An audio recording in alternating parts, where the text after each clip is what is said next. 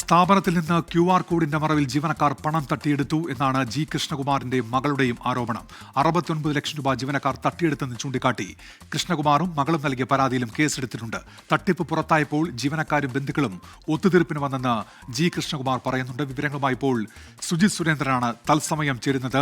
സുജിത്, ഇക്കാര്യത്തിൽ പരാതി, അതിന് ബദലായി മറ്റൊരു പരാതി, അങ്ങനെ വിവാദം കത്തുകയാണ്. ഇക്കാര്യത്തിൽ കൃഷ്ണകുമാറും മകളും പറയുന്ന എന്തൊക്കെ കാര്യങ്ങളാണ് സുജിത്ത്?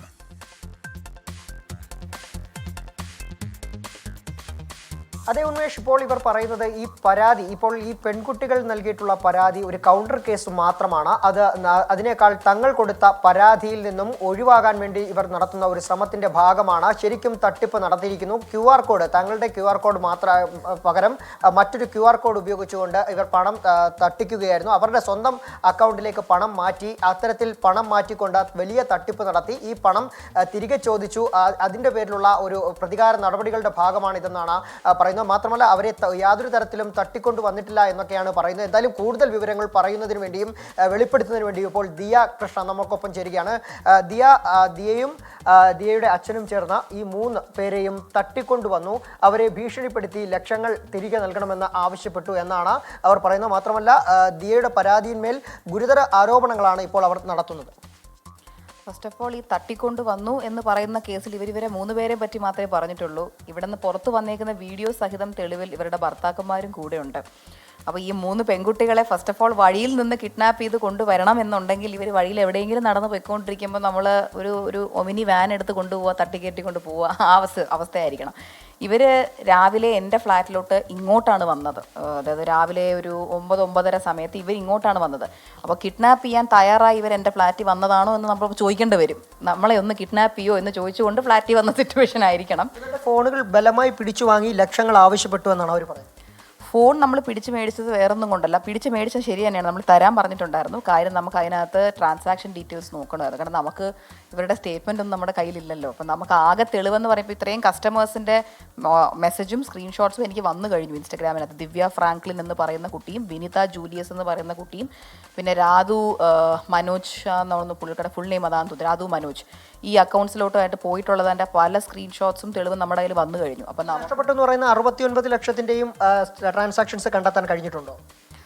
നമുക്ക് പരിചയമുള്ളൊരു സ്ഥലത്ത്, അച്ഛന് പരിചയമുള്ള ഒരാൾ ബാങ്കിൽ നമ്മൾ സംസാരിച്ചപ്പോൾ നമുക്ക് സ്റ്റേറ്റ്മെൻറ്റ് തന്നില്ല, കാരണം തരാൻ പാടില്ലല്ലോ. അപ്പോൾ അതുകൊണ്ട് അവർ കാണിച്ചു കൊടുത്തു, ഒരു ബേസിക് ആയിട്ടുള്ള സംഭവം കാണിച്ചു കൊടുത്തു. അപ്പോൾ നമ്മൾ ഇവരുടെ ഫോണിൽ നിന്നുള്ള ട്രാൻസാക്ഷനും വെച്ച് അതുമായിട്ട് നോക്കി, പ്ലസ് കസ്റ്റമേഴ്സ് അയച്ചിരുന്ന സ്ക്രീൻഷോട്ട്സും കൂടെ വെച്ച് നോക്കിയപ്പോൾ പല സമയങ്ങളിലും കറക്റ്റായിട്ട് ഇവരുടെ അക്കൗണ്ടിലോട്ട് വന്നിട്ടുണ്ട്. പുറത്തു വന്നിരിക്കുന്ന ദൃശ്യങ്ങളിൽ അവർ കൺഫസ് ചെയ്യുന്നതായിട്ട് നമുക്ക് മനസ്സിലാക്കാൻ സാധിക്കുന്നുണ്ട്. പക്ഷേ അത് ഭീഷണിപ്പെടുത്തി സമ്മതിപ്പിച്ചു എന്നാണ് അവർ പറയുന്നത്. ഇപ്പം ഞാൻ ശരിക്കും ഒരു തെറ്റ് ചെയ്തിട്ടുള്ള ഒരാളാണെങ്കിൽ, എന്നെ ഭീഷണിപ്പെടുത്തിയാൽ ഞാൻ ഉറപ്പായിട്ടും ഓക്കെ, അയ്യോ ഞാൻ ചെയ്തു പോയി എന്ന് നമ്മൾ പറയാ തന്നെ ചെയ്യും. Because at the end of the day ഒരു ഭീഷണിയിൽ നമ്മൾ വഴങ്ങും, നമ്മൾ തെറ്റ് ചെയ്തിട്ടുണ്ടെങ്കിൽ. പക്ഷേ എന്നാൽ അവരൊരു ഗുണ്ടസംഘത്തിനെ വിളിച്ചിട്ട് എന്നെ ഇരുന്നൊന്ന് ഭീഷണിപ്പെടുത്തി നോക്കട്ടെ, അവർ ഈ പറയുന്നത് മുഴുവൻ ഞാൻ സമ്മതിക്കില്ലേ നോക്കാമല്ലോ. എന്നെ അവർ അടിച്ച് കൊന്നാൽ പോലും ഞാൻ സമ്മതിക്കില്ലല്ലോ അവർ പറയുന്ന ഒന്നുപോലും. കാര്യം എനിക്ക് പേടിയില്ല. നമ്മൾ ദൈവത്തിൽ വിശ്വാസമുള്ള ഒരാൾ, ഇതിനകത്ത് കള്ളത്തരം കാണിക്കാത്ത ഒരാൾ ഭയക്കേണ്ട കാര്യമില്ല. അപ്പോൾ ഇവർ നമ്മളെ ഭീഷണിപ്പെടുത്തി, അവർ ഭീഷണിയിൽ വഴങ്ങി പൈസ തന്നു എന്നിരിക്കട്ടെ. എന്തിന് വഴങ്ങി, എന്തിന് ഭീഷണി കണ്ട് പേടിച്ചു? അറ്റ് ദ ഫസ്റ്റ് പ്ലേസ് എന്തിന് അവർ ഭീഷണി കണ്ട് പേടിച്ചു? അവർക്ക് പറഞ്ഞാൽ പോരെ, നമ്മളൊരു തെറ്റും ചെയ്തിട്ടില്ല, നിങ്ങൾ തെളിവ് കാണിക്കുക എന്ന് പറഞ്ഞപ്പോൾ നമ്മൾ എന്ത് ചെയ്തു? തെളിവൻ കാണിച്ചു കൊടുത്തു. അപ്പോൾ പിന്നെ ഒന്നും ചെയ്യാനില്ല, നമ്മൾ പൈസ തരാം എന്ന് അവർ തൊഴുതു പറഞ്ഞു. അതിനുശേഷം അവർ പൈസ തരുന്ന ദൃശ്യം നമ്മൾ പുറത്ത് വിട്ടിട്ടു. അത് മുഴുവൻ പൈസയും തരാമെന്നാണോ പറഞ്ഞത്? ഇല്ല, അത് അവരെ കൊണ്ട് ഇനി പറ്റില്ല എന്ന് അവർ പറഞ്ഞു. കാരണം ഇതിനകത്ത് ഒരാൾ വീട് വെക്കുകയാണെന്ന് പറഞ്ഞു. അപ്പോൾ അതിനകത്ത് ചിലവായി പോയിട്ടുണ്ടാവണം. പിന്നെ സ്വർണ്ണമൊക്കെ അത് വെച്ച് മേടിച്ചു എന്ന് പറഞ്ഞു. അപ്പോൾ അങ്ങനെയും ചിലവായിട്ടുണ്ടാവണം. പുള്ളിക്കാരി പറഞ്ഞത് ഇപ്പം തരാനായിട്ട് കുറച്ച് ക്യാഷൊക്കെ ഉള്ളൂ, ഉള്ളതൊക്കെ നമ്മൾ കൊണ്ട് തരാം എന്ന് പറഞ്ഞിട്ടാണ് അവർ എന്തോ കൊണ്ട് വിറ്റിട്ടോ പണയം വെച്ചിട്ടോ എന്തോ കൊണ്ട് തന്നു എന്ന് പറഞ്ഞു. എന്നിട്ട് അപ്പം നമ്മൾ പറഞ്ഞു, നിങ്ങൾ എടുത്തുകൊണ്ട് കട്ടുകൊണ്ട് പോയി എന്ന് ഇവർ തന്നെ സമ്മതിച്ചു. ഇത്രയും മാസം നമ്മൾ ഇത്രയും കട്ടുപോയി എന്നുള്ളത് സമ്മതിച്ച് കഴിഞ്ഞപ്പോൾ അവർ പറയുന്നത് ഇത്രയും നമുക്ക് തരാൻ പറ്റില്ല എന്ന് പറഞ്ഞപ്പോൾ എൻ്റെ അച്ഛൻ പറഞ്ഞു, ഓക്കെ നിങ്ങൾ സ്ത്രീകളാണ്, ഇത്രയും ചിലപ്പോൾ നിങ്ങൾക്ക് തരാൻ പറ്റില്ല, അറ്റ്ലീസ്റ്റ് ഇതിൻ്റെ ഒരു 1/4 നിങ്ങൾ തരണം എന്ന് പറഞ്ഞപ്പോൾ ഇവർ പറഞ്ഞു ശരി നമ്മൾ തരാം. നമ്മൾ 3 പേരും 5 ലക്ഷം വീതം തരാം എന്നവർ പറഞ്ഞിരുന്നു. അപ്പം നമ്മളും ഓക്കെ, സ്ത്രീകളല്ലേ, അവരുടെ ഫ്യൂച്ചർ നഷ്ടപ്പെടേണ്ട, ഒരു പൈസ തന്നു കഴിഞ്ഞാൽ തീരാവുന്ന പ്രശ്നമല്ലേ ഇവിടെ ഉള്ളൂ. പിന്നെ വിശ്വാസവഞ്ചന അതിപ്പോൾ പോട്ടെ, നമ്മളങ്ങ് ക്ഷമിച്ചു വിടും, ചെറിയ പിള്ളേരല്ലേ അതിന് ക്ഷമിച്ചു വിടും. അപ്പോൾ ഇവർ പൈസ തരാമെന്നും പറഞ്ഞ് ചെക്കും കൊണ്ട് 2 ദിവസം കഴിഞ്ഞ് വരാമെന്നും പറഞ്ഞ് നമ്മളെയൊക്കെ നോക്കി തൊഴുത് ഇവിടെ നിന്ന് ഇറങ്ങിപ്പോകുന്ന ഫുട്ടേജ് ഉൾപ്പെടെ ഉണ്ട് നമ്മുടെ കയ്യിൽ. മാപ്പ് പറഞ്ഞു പോയവരാണ് ഇപ്പോൾ ഈ രീതിയിലേക്ക് വന്നിരിക്കുന്നതാണ്. അതെ, ഇവിടെ നമ്മൾ കണ്ട ഒരു ആറ്റിറ്റ്യൂഡ് അല്ല. ഈ ഹസ്ബൻഡ്സ് ആയാലും ഈ 3 പെൺകുട്ടികളായാലും നമ്മളോട് എല്ലാവരോടും ഇവിടെ വന്നൊരു ഭയങ്കര ഭയഭക്തി ബഹുമാനത്തോടാണ് എല്ലാവരും നിന്നത്. കാരണം തെറ്റ് ചെയ്തു പോയി, നമ്മൾ കാല് വീഴാൻ പോലും തയ്യാറാണ് എന്നുള്ളതിലാണ് അവർ നിന്നത്. നിങ്ങൾ എന്ത് പറഞ്ഞാലും നമ്മൾ ചെയ്യാൻ റെഡിയാണ്. നമ്മുടെ ഭാര്യമാരെ നിങ്ങൾ പുറത്ത് കൊണ്ടുവരരുത്, ഭാര്യമാർക്ക് തെറ്റ് പറ്റിപ്പോയി. മറ്റൊരു പ്രധാനപ്പെട്ട കാര്യം, അവർ ഈ വധഭീഷണി മുഴക്കി ജാതീയമായി ആക്ഷേപിച്ചു. ഈ 2 ഗുരുതരമായ ആരോപണങ്ങൾ കൂടി ഉന്നയിക്കുകയാണ്.